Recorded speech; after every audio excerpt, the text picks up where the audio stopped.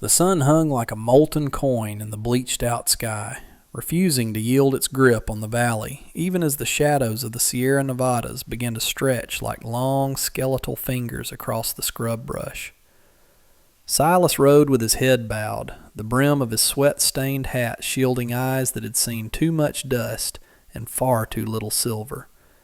His horse, a weary bay with lathered flanks, stepped gingerly over the parched earth, its hooves clicking against the sun-baked stones with a rhythmic, hollow sound.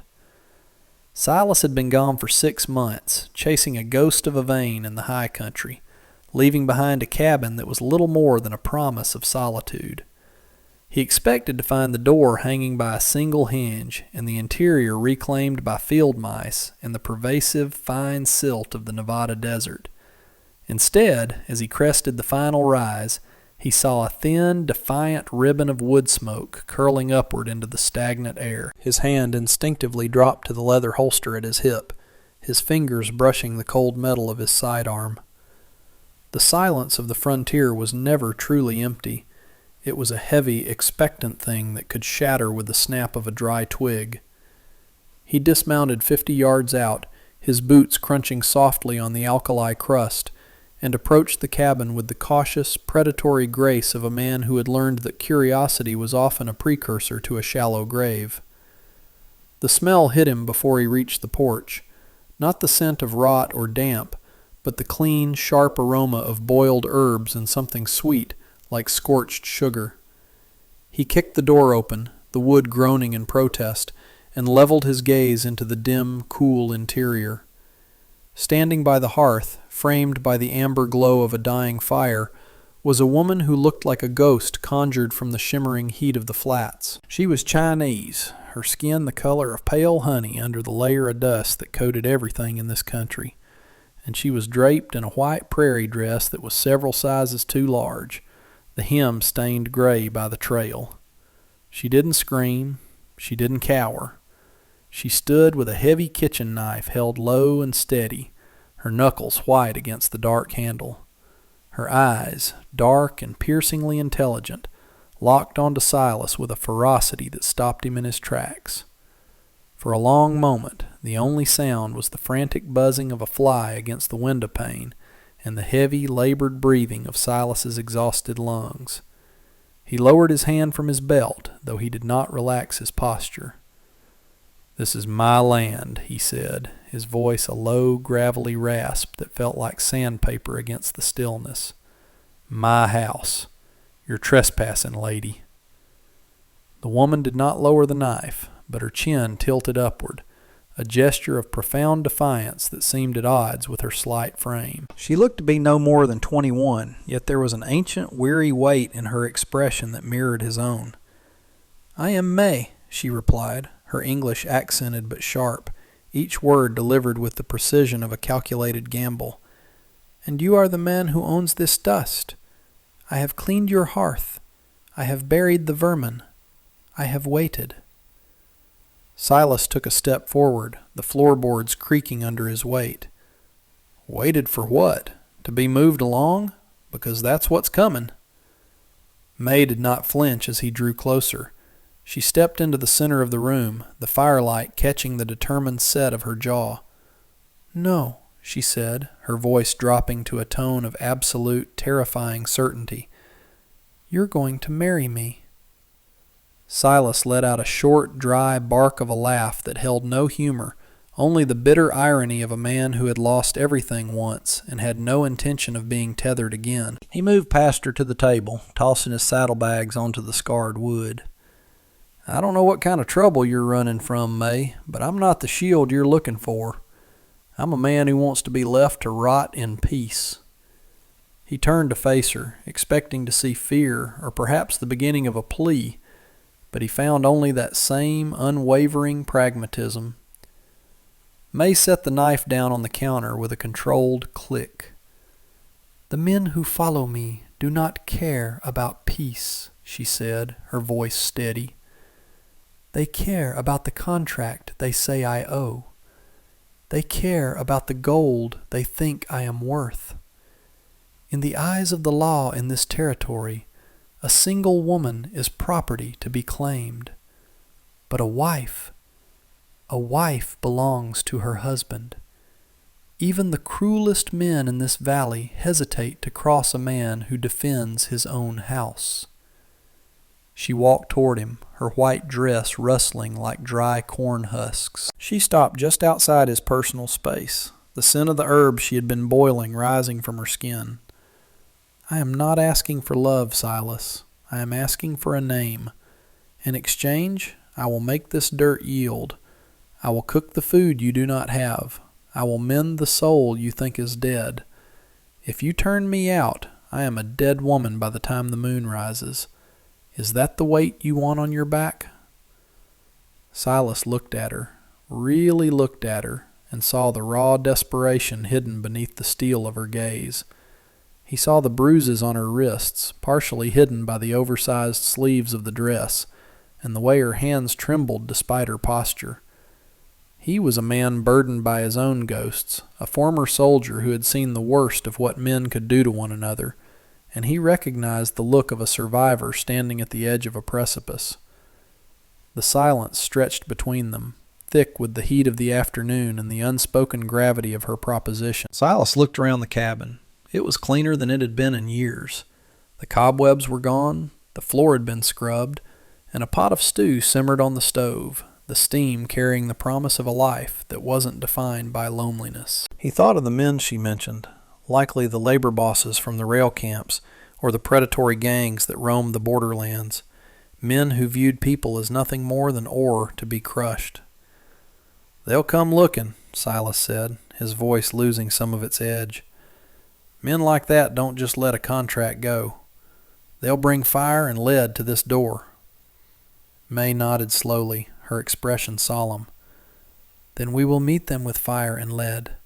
But I would rather die fighting beside a man who sees me as a person than live as a bird in a gilded cage in a brothel in Virginia City." She took a step closer, reaching out to touch the rough wool of his sleeve, her fingers light as a feather. "I have no dowry but my life. But I promise you, Silas, I am a woman of my word. Marry me, and I will be the most loyal ally you have ever known in this God-forsaken country."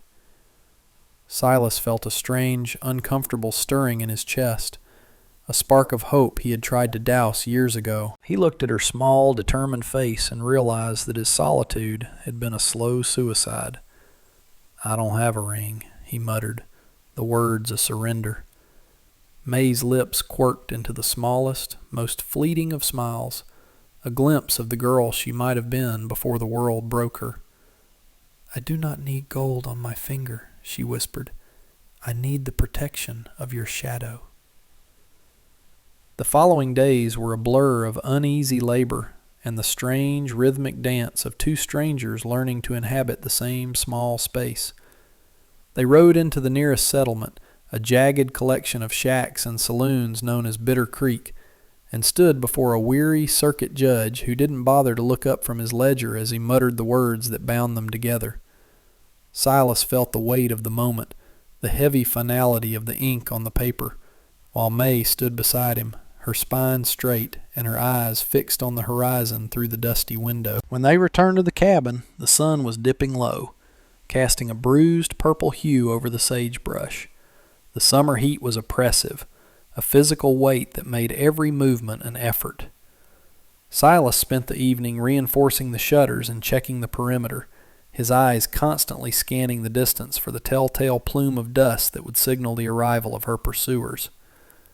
May worked in the kitchen, her movements efficient and quiet. There was no celebration, no tender words, only the grim preparation of two people fortifying a fortress. As the stars began to pierce the velvet sky, Silas sat on the porch, his rifle across his knees. The sound of the door creaking open behind him made him tense, but it was only May. She carried a tin cup of water and sat on the step below him, her white dress glowing in the moonlight. "They will come tomorrow," she said softly, not as a question, but as a fact. Silas took a sip of the water, the coolness a shock to his parched throat. "Let them come," he replied, his voice hard and certain. You're a wife now, May, and in this house, we don't give up what's ours." He looked down at her, seeing the way the moonlight softened the harsh lines of her face, and for the first time in a decade, he felt a reason to fight that wasn't just about his own survival. The air was still, the wind having died down to a whisper, but in the distance, the low rumble of hoofbeats began to vibrate through the dry, thirsty earth. The vibrations in the earth grew into a rhythmic thrum, a low-frequency warning that rattled the tin cups on the shelf and sent a shiver through the floorboards. Silas stood by the window, his silhouette blocking the pale moonlight from entering the cabin. He didn't need to look to know there were 4 of them, maybe 5, based on the heavy, uneven cadence of the gallop. The summer air, usually so heavy and still, seemed to vibrate with the impending violence. Inside, May moved with a quiet, frantic grace, extinguishing the lamps until the only light was the ghostly silver filtering through the cracks in the shutters. She didn't ask what to do. She had already gathered the extra ammunition and placed it on the table, her fingers steady despite the cold dread that must have been pooling in her stomach. Silas felt a grim sort of pride. Most people would be weeping or praying, but May was preparing for the inevitable. He stepped back from the window and barred the door, the heavy oak beam sliding into place with a definitive, hollow thud. "Stay low," he whispered, his voice a mere vibration in the dark. "If they start shooting, the stove is your best cover. It's cast iron. It'll hold against most anything they're carrying." May nodded, her white dress a pale smudge in the gloom. She reached out, her hand finding his in the dark, her palm hot and dry. "I'm not afraid of the dark, Silas," she said, her voice a thin wire of steel. "I'm only afraid of the cage." The riders slowed as they entered the clearing, the sound of their horses' breathing audible now, wet, ragged huffs that spoke of a hard, merciless ride. A voice called out, oily and arrogant, cutting through the night like a rusted blade. "Silas, we know you're in there, you old badger, and we know what you're hiding. Bring the girl out, and maybe we'll leave you enough of a roof to sleep under tonight." Silas didn't answer. He moved back to the window, his rifle barrel peeking through a gap in the wood. He could see them now, 4 men sitting tall in their saddles, their faces obscured by the shadows of their hats, but their intentions written in the way they held their guns. The leader, a man with a thick, unkempt beard and a coat that looked like it was made of grease and sinew, spat a glob of tobacco juice onto the parched ground. "Don't make this hard, Silas. She's property. Stolen property. We're just here to collect on a debt that's long overdue." Silas shifted his weight, the floorboards beneath him offering no sound to the men outside. He spoke through the gap, his voice devoid of emotion, a flat, hard stone of a sound. "There's no property here, Miller, just a man and his wife. You're trespassing on a legal union, and in this territory, that carries a price you might not want to pay." A ripple of mocking laughter broke out among the riders, a harsh sound that disturbed the quiet of the valley. Miller leaned forward, his hands resting on the pommel of his saddle. "Wife? You've been out in the sun too long, Silas. That girl belongs to the company. She was bought and paid for in San Francisco. A piece of paper from a drunk circuit judge don't change the ledger or the law of the coin." Silas felt May move up behind him, her presence a warm, steady weight at his back. She didn't speak, but he could feel her resolve, a silent current that seemed to flow into him. "The ledger is closed," Silas said, his finger tightening ever so slightly on the trigger. "She's a citizen of this house now. You step 1 foot off those horses, and you're declaring war on a man who has nothing left to lose but the woman standing behind him." The air grew even heavier, the tension so thick it felt as though the cabin itself might spontaneously combust. Miller's horse shifted uneasily, sensing the shift in the atmosphere. The leader's eyes narrowed, his hand hovering near his holster. "You'd die for a girl you met 3 days ago? A girl who don't even speak your language right?" Silas took a breath, the scent of parched earth and old gun oil filling his lungs. "She speaks well enough for me to understand what honor looks like," he replied. "Something a dog like you wouldn't know if it bit him on the heel." Miller's face twisted into a mask of pure, unadulterated rage. The pretense of a civil negotiation vanished, replaced by the raw, predatory hunger of a man used to taking whatever he wanted by force. "Kill him," Miller barked, his voice cracking like a whip. "Kill the man and take the girl. I don't care if the whole cabin burns to the ground." The world exploded into a chaotic symphony of muzzle flashes and shattering wood. Silas shoved May toward the floor as the first volley of lead tore through the thin walls, sending splinters flying like jagged hornets through the air. He returned fire, the roar of his rifle deafening in the small space, the kickback jarring his shoulder with a familiar, punishing rhythm. Outside, the horses screamed and reared as the riders scrambled for cover behind the well house and the woodpile. The smell of sulfur and burnt powder filled the cabin, stinging Silas's eyes and scratching at his throat. He saw one of the men fall, a dark shape tumbling from his saddle into the dirt. But there were still 3 more, and they were closing in from different angles. "Reload!" Silas grunted, sliding the rifle toward May as he drew his sidearm. She didn't hesitate. Her small, nimble fingers worked with a frantic efficiency, stripping the spent casings and sliding fresh rounds into the chamber, her movements a blur of white fabric and focused intent. She wasn't a soldier, but she was a survivor, and in the heat of the moment, there was little difference between the two. Another bullet whined past Silas's ear, embedding itself in the heavy timber of the door frame with a dull thud. He fired twice, the flashes illuminating the room in strobing bursts of orange light. He saw Miller diving behind the trough, his face contorted in a snarl. "They're trying to circle!" Silas shouted over the din of the gunfire. He moved to the side window, his boots slipping on the spent brass that littered the floor. Through the smoke, he saw a man creeping toward the back of the cabin with a torch, the flame licking hungrily at the dry summer air. "May, the back window!" He didn't have time to see if she obeyed. He leaned out and fired at the man with the torch, the shot catching the outlaw in the thigh and sending him sprawling, the torch falling into the dust and sputtering out. The cabin was a sieve now, light leaking through a dozen new holes, but it held. They held. The violence was sudden, sharp, and visceral, a desperate struggle for breath and life in a world that wanted to swallow them whole. Silas felt a hot sting in his side, a grazing blow that tore through his shirt, but he ignored it, his focus narrowed down to the sights of his gun and the woman he was sworn to protect. Then, as quickly as it had begun, the shouting stopped, replaced by the frantic hoofbeats of the survivors retreating into the safety of the dark.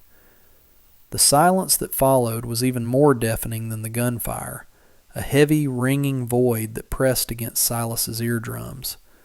He slumped against the wall, his chest heaving, his hand pressed against the blooming crimson stain on his ribs.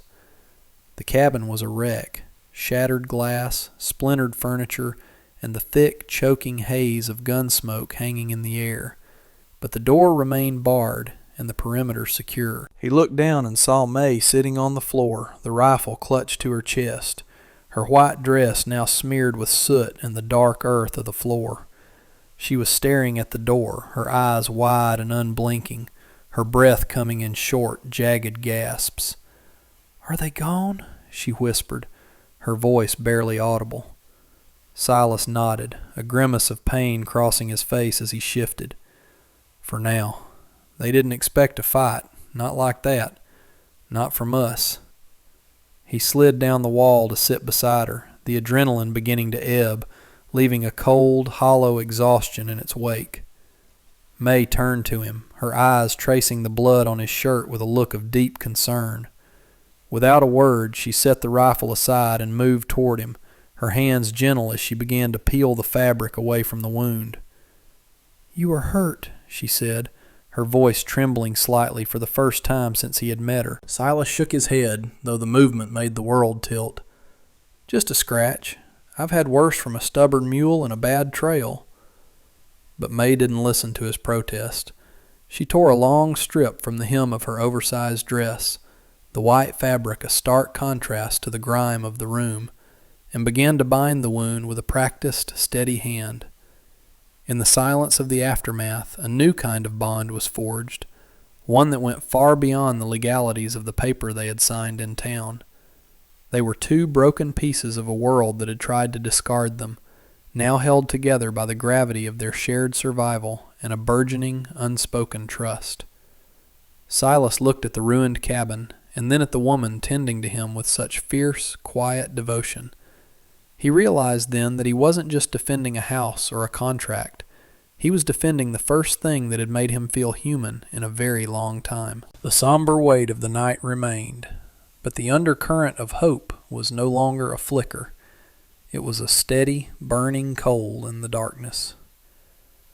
The sun rose the next morning not with its usual oppressive heat, but with a pale, golden light that washed over the valley in a wave of tentative peace. The air was cool for a brief, precious hour, the scent of rain-starved earth mingling with the lingering, acrid tang of wood smoke. Silas stood on the porch, his side bandaged and stiff, watching as the long shadows retreated into the deep crevices of the mountains.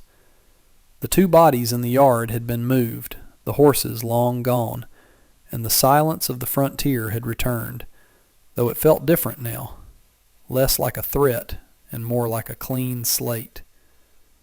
He heard the door creak open behind him, and May stepped out, carrying 2 tin mugs of hot coffee. Her white dress was ruined, stained with blood and dirt, but she wore it like a badge of honor, a testament to her resilience. She stood beside him, her shoulder brushing his, and for a long time they simply watched the day begin in silence.